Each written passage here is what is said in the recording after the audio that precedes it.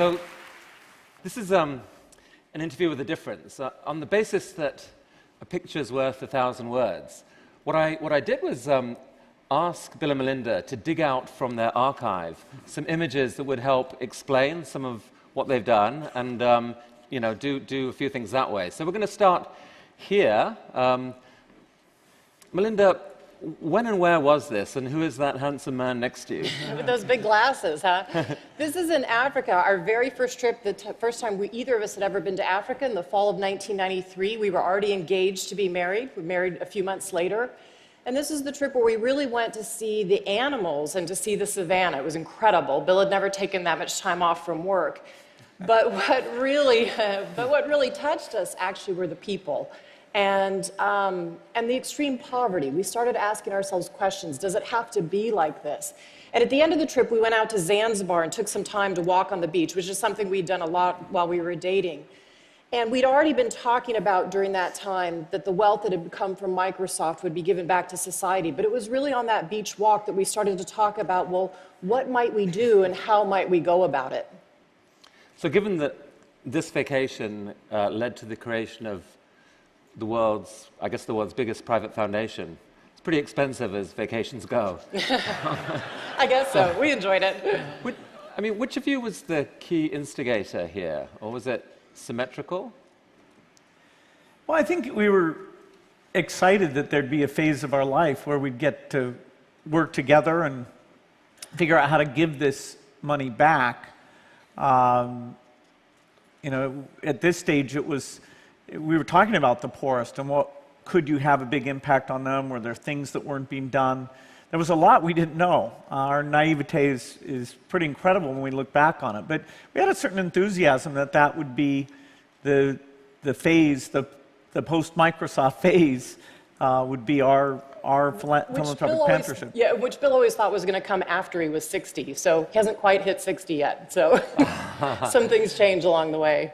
Oh, so it started there, but it got accelerated. That was 93, and then it was 97 really before the foundation itself started. Yeah, in 97 we read an article about diarrheal diseases killing so many kids around the world, and we kept saying to ourselves, well, that can't be. In the US, you just go down to the drugstore. And so we started gathering scientists and started learning about population, learning about vaccines, learning about what had worked and what had failed. And that's really when we got going, was in late 1988, 1999. So you've got a big pot of money and a world full of so many different issues. How on earth do you decide what to focus on? Well, we decided that we'd pick two causes, whatever the biggest inequity was globally. And there we looked at children dying, children not having enough nutrition to ever develop, and countries that were really stuck because with that level of death, and parents would have so many kids that they'd get huge population growth, and that the kids were so sick that they really couldn't be educated and lift themselves up. So that was our global thing. And then in the US, both of us had amazing educations, and we saw that as the way that the US could live up to its promise of equal opportunities by having a phenomenal education system. And the more we learned, the more we realized that we're not really fulfilling that promise. And so we picked those two things, and everything the foundation does are focused there. So I asked each of you to pick an image that you like that illustrates your work, and Melinda, this was what you picked. Yeah. What's this about? So one of the things I love to do when I travel is to go out to the rural areas and talk to the women, whether it's Bangladesh, India, lots of countries in Africa, and I go in as a Western woman without a name. I don't tell them, who I am, pair of khakis. And I kept hearing from women over and over and over the more I traveled of, I want to be able to use this shot. I would be there to talk to them about childhood vaccines, and they would bring the conversation around to, but what about the shot I get, which is an injection they were getting called Depo-Provera, which is a contraceptive. And I would come back and talk to global health experts, and they'd say, oh no, contraceptives are stocked in the developing world. Well, you had to dig deeper into the reports, and this is what the team came to me with, which is to have the #1 thing that women tell you in Africa they want to use stocked out more than 200 days a year explains why women were saying to me, I walked 10 kilometers without my husband knowing it, and I got to the clinic and there was nothing there. And so condoms were stocked in Africa because of all the AIDS work that the US and others supported.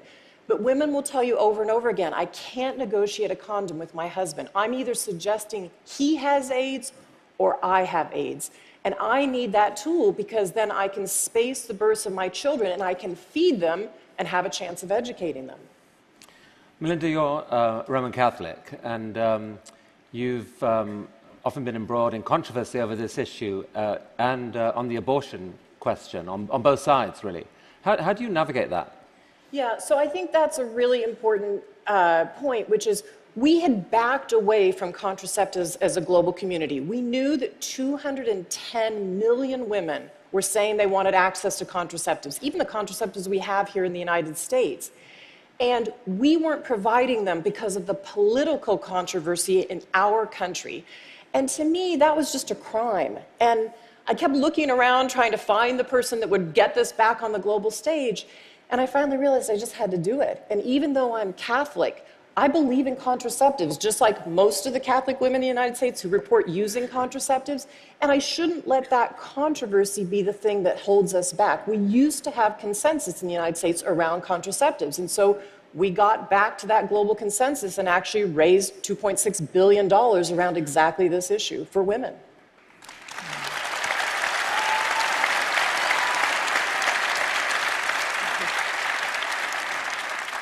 Bill, this is your graph. What's this about? Yeah, well, my graph has numbers on it. I really like this graph.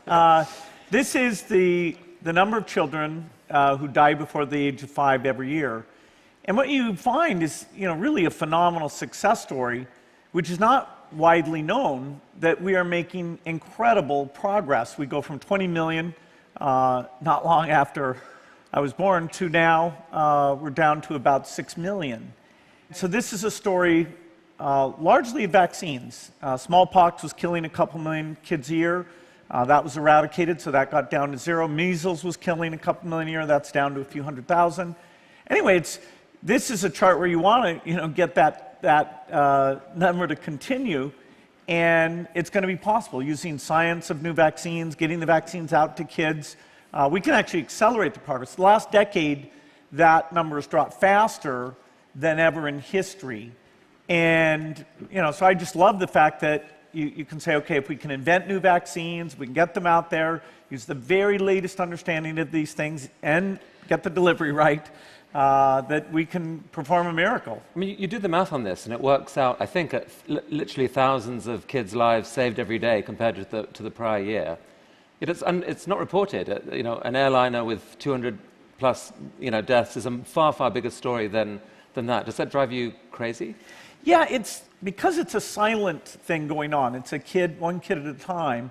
This 98% of this has nothing to do with natural disasters, and yet people's charity when they see a natural disaster are wonderful. It's incredible how people think, okay, that could be me, and the money flows. These causes have been a bit invisible. Now that the Millennium Development Goals and various things are getting out there, we are seeing some increased generosity. And so, the goal is to get this well below 1 million, which should be possible in our lifetime. Maybe it needed someone who was turned on by numbers and graphs rather than just the big sad face to get engaged. I mean, you've used it in your letter this year. You used basically this argument to say that aid, contrary to the current meme that aid is kind of worthless and broken, that actually it has been effective. Yeah, well, people can take, there is some aid that was well-meaning and didn't go well. There are some venture capital investments that were well-meaning and didn't go well. That you shouldn't just say, okay, because of that, because we don't have a perfect record, this is a bad endeavor. You should look at, what was your goal? How are you trying to uplift nutrition and survival and literacy so these countries can take care of themselves and say, wow, this is going well, and be smarter. We can spend aid smarter. It is not all a panacea. We can do better than venture capital, I think, including big hits like this. Now, traditional wisdom is that it's pretty hard for married couples to work together. How have you guys managed it? Yeah, I've had a lot of women say to me, I really don't think I could work with my husband. That just wouldn't work out. You know, we enjoy it, and we don't. This foundation has been a coming to for both of us, and it's a continuous learning journey. And we don't all travel together as much for the foundation, actually, as we used to when Bill was working at Microsoft. We have more trips where we're traveling separately, but I always know when I come home, Bill's going to be interested in what I learned, whether it's about women or girls or something new about the vaccine delivery chain or this person that is a great leader. He's going to listen and be really interested. And he knows when he comes home, even if it's to talk about the speech he did or the data or what he's learned, I'm really interested. And I think we have a really collaborative relationship, but we don't spend every minute together, that's for sure. But, but now you are, and we're very happy that you are. Look, I mean, Melinda, early on, you were basically largely running the show. 6 years ago, I guess, Bill came on full-time, so moved from Microsoft and became full-time. That must have been hard, adjusting to that, no? Yeah, I think actually for the foundation employees, there was way more angst for them than there was for me about Bill coming. I was actually really excited. I mean, Bill made this decision even obviously before it got announced in 2006, and it was really his decision. But again, it was a beach vacation where we were walking on the beach and he was starting to think of this idea. And for me, the excitement of Bill putting his brain and his heart against these huge global problems, these inequities, to me, that was exciting. Yes, the foundation employees had angst about that. That's cool. But that went away within 3 months once he was there. Including some of the employees. That's what I said, the employees. It went away for them 3 months after we were there. Oh, even the employees didn't go away. No, a few of them did, but... So what do you guys argue about? Like, you know, Sunday, 11 o'clock, you're away from work, you know, what comes up? What's the argument? You know, because we built this thing together from the beginning, it's this great partnership. You know, I had that with Paul Allen in the early days of Microsoft. I had it with Steve Ballmer as Microsoft got bigger, and now Melinda, in an even stronger, equal way, is the partner. So we talk a lot about which things should we give more to, which groups are working well. You know, she's got a lot of insight. She'll sit down with the employees a lot. We'll take the different trips she described. So there's a lot of collaboration. I can't think of anything where one of us had a super strong opinion about, about one thing or another. How about you, Melinda, though? Can you? You never know. Well, here's the thing. We come at things from different angles, and I actually think that's really good. So Bill can look at the big data and say, I want to act based on these global statistics. For me, I come at it from intuition. I meet with lots of people on the ground, and Bill's taught me to take that and read up to the global data and see if they match. And I think what I've taught him is to take that data and meet with people on the ground to understand, can you actually deliver that vaccine? Can you get a woman to accept those polio drops in her child's mouth? Because the delivery piece is every bit as important as the science. So I think it's been more a coming to over time towards each other's point of view. And quite frankly, the work is better because of it. So, I mean, in vaccines and polio and so forth, you've had some amazing successes. What about failure, though? Can you talk about a failure and maybe what you've learned from it? Yeah, fortunately, we can afford a few failures because we've certainly had them. We do a lot of, drug work or vaccine work that you're going to have different failures. Like we put out one that got a lot of publicity was asking for a better condom. Well, we got hundreds of ideas. Maybe a few of those will work out. We were very naive, certainly I was, about a drug for a disease in India, visceral leishmaniasis, that I thought once we got this drug, we can just go wipe out the disease. Well, it turns out it took an injection every day for 10 days. It took 3 more years to get it than we expected, and then there was no way it was going to get out there. Fortunately, we found out that if you go kill the sandflies, you probably can have success there. But we spent 5 years, you could say wasted 5 years, and about 60 million on a path that turned out to have very modest benefit when we got there. You're spending like $1 billion a year in education, I think, something like that.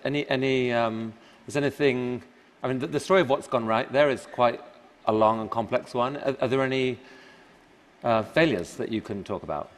Well, I would say a huge lesson for us out of the early work is we thought that these small schools were the answer. And small schools definitely help. They bring down the dropout rate. They have less violence and crime in those schools. But the thing that we learned from that work and what turned out to be the fundamental key is a great teacher in front of the classroom. If you don't have an effective teacher in the front of the classroom, I don't care how big or small the building is, you're not going to change the trajectory of whether that student will be ready for college. So, Melinda, this is you and your eldest daughter, Jen. Yeah. And just taken about 3 weeks ago, I think, 3 or 4 weeks ago. Where was this? So we went to Tanzania. Jen's been to Tanzania. All our kids have been to Africa, quite a bit, actually. And we did something very different, which is we decided to go spend 2 nights and 3 days with a family. Anna and Sanari are the parents. They invited us to come and stay in their boma. Actually, the goats had been there, I think, living in that particular little hut on their little compound before we got there. And we stayed with their family, and we really, really learned what life is like in rural Tanzania. And the difference between just going and visiting for half a day or 3/4 of a day versus staying overnight was profound. And so let me just give you one explanation of that. They had 6 children, and as I talked to Anna in the kitchen, we cooked for about 5 hours in the cooking hut that day. And as I talked to her, she had absolutely planned and spaced with her husband the births of their children. It was a very loving relationship. This was a Maasai warrior and his wife, but they had decided to get married. They clearly had respect and love in the relationship. Their children, their 6 children, the 2 in the middle were twins, 13, a boy and a girl named Grace. And then when we go out to chop wood and do all the things that Grace and her mother would do, Grace was not a child, she was an adolescent, but she wasn't an adult. She was very, very shy. So she kept wanting to talk to me and Jen. We kept trying to engage her, but she was shy. And at night, though, when all the lights went out in rural Tanzania, and there was no moon that night, the first night, and no stars, and Jen came out of our hut with her REI little headlamp on, Grace went immediately and got the translator, came straight up to my Jen and said, "When you go home, can I have your headlamp so I can study at night?" Oh, wow. And her dad had told me how afraid he was that unlike the son who'd passed his secondary exams, because of her chores, she'd not done so well and wasn't in the government school yet. He said, "I don't know how I'm going to pay for her education. I can't pay for private school, and she may end up on this farm like my wife." So they know the difference that an education can make in a huge, profound way. I mean, this is another pic of your other 2 kids, Rory and Phoebe, along with Paul Farmer. I mean, bringing up 3 children when you're the world's richest family seems like a social experiment without much prior art. How have you managed it? What's been your approach? Well, I'd say overall, the kids get a great education, but you've got to make sure they have a sense of their own ability and what they're going to go and do. Our philosophy has been, to be very clear with them, most of the money's going to the foundation and, help them find something they're excited about. We want to strike a balance where they have the freedom to do anything, but not sort of a lot of money showered on them so that they could go out and do nothing. And so far, they're, fairly diligent, excited to, pick their own direction. I mean, you've obviously, you've guarded their privacy carefully for obvious reasons. I'm curious why you've given me permission to show this picture now here at TED. Well, it's interesting. As they get older, they so know that our family belief is about responsibility, that we are in an unbelievable situation just to live in the United States and have a great education. And we have a responsibility to give back to the world. And so as they get older, and we are teaching them, they have been so many countries around the world, they're saying, we do want people to know that we believe in what you're doing, Mom and Dad, and it is okay to show us more. So we have their permission to show this picture, and I think Paul Farmer is probably going to put it eventually in some of his work, but they really care deeply about the mission of the foundation, too. I mean, you've easily got enough money, despite your vast contributions to the foundation, to make them all billionaires. Is that your plan for them? Nope. No, they won't have anything like that. They need to have a sense that their own work is meaningful and important. And we read an article actually before we got married, where Warren Buffett talked about that, and we're quite convinced that it wasn't a favor either to society or to the kids.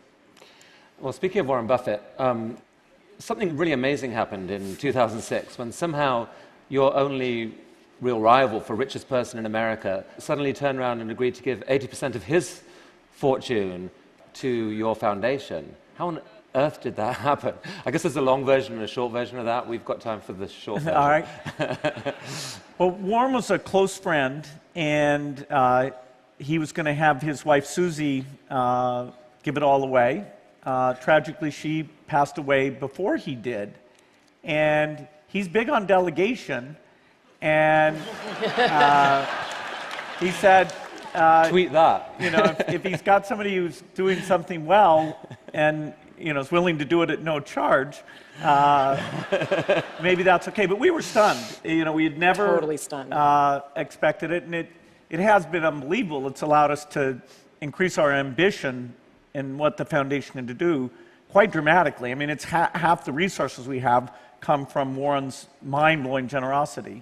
I mean, I think you've pledged that by the time you're done, more than, or 95% of your wealth will be given to the foundation. Yes. And since this relationship, yeah, it's amazing. And recently, you and Warren have been going around trying to persuade other billionaires and successful people to pledge to give more than half of their assets for philanthropy. How is that going? Well, we've got about 120 people who've now taken this giving pledge. The thing that's great is that we get together yearly and talk about, okay, do you hire staff? What do you give to them? We're not trying to homogenize it. I mean, the beauty of philanthropy is this mind-blowing diversity. People give to some things, we look and go, wow. But that's great. That's the role of philanthropy, is to pick different approaches, including even in one space like education. We need more experimentation. But it's been wonderful meeting those people, sharing their journey to philanthropy, how they involve their kids where they're doing it differently. And it's been way more successful than we expected. Now it looks like it'll just keep growing in size in the years ahead. Well, sorry, go on. Having people see that other people are making change with philanthropy. I mean, these are people who have created their own businesses, put their own ingenuity behind incredible ideas. If they put their ideas and their brain behind philanthropy, they can change the world. And they start to see others doing it and saying, wow, I want to do that with my own money. And to me, that's the piece that's incredible. It seems to me it's really hard for some people to figure out even how to remotely spend that much money on something else. I mean, there are probably some billionaires in the room and certainly some successful people. I'm curious, can you make the pitch? What's the pitch? Well, it's the most fulfilling thing we've ever done. And, you can't take it with you. And if it's not good for your kids, then let's get together and brainstorm about, what can be done. The world is a far better place because of the philanthropists of the past. And the U.S. tradition here, which is the strongest, is the envy of the world. And part of the reason I'm so optimistic is because I do think philanthropy is going to grow and take some of these things government's just not good at working on and discovering and shine some light in the right direction. The world's got this terrible growing inequality problem that seems structural. It does seem to me that if more of your peers took the approach that you two have made, it would make a dent both in that problem and certainly in the perception of that problem. Is that a fair comment? Oh yeah, if you take from the most wealthy and you give to the least wealthy, it's good. It kind of tries to balance out, and that's just. But you change systems. I mean, in the U.S., we're trying to change the education system so it's just for everybody and it works for all students. I mean, that, to me, really changes the inequality balance. That's the most important. Well, I really think that most people here and many millions around the world are just in awe of the trajectory your lives have taken and the spectacular degree to which you have shaped the future. Thank you so much for coming to TED and for sharing Thank you. for all you do. Thank you. Thanks. That was Thank you. Come back.